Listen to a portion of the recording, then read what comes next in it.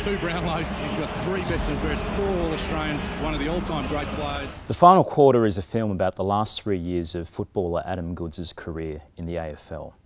A celebrated dual Brownlow medalist, a proud Indigenous man, an advocate for anti-racism and reconciliation, Goodes became the target of extensive booing in the final years of his illustrious career.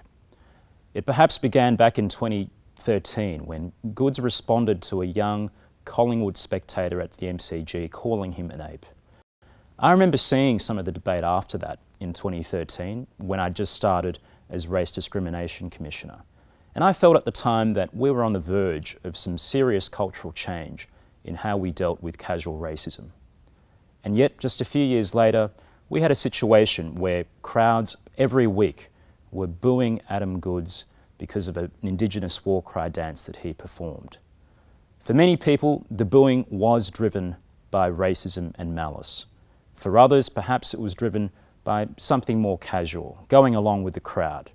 But it was a window into some dark aspects of our society and to how racism can fester and grow when it's not challenged.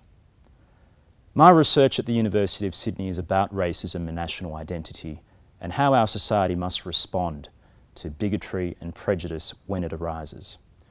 Someone like Adam Goodes embodies, for our society, a figure who has paid a price for responding to racism, but he's also someone who we should look to as an example for how we deal with difficult issues in our national debate.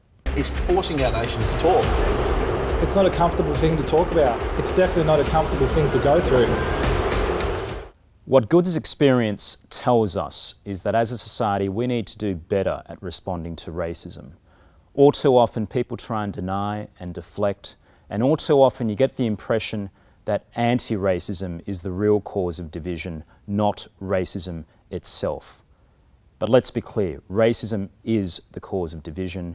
Anti-racism is what we need to combat it. I decided to stand up, and I'll continue to stand up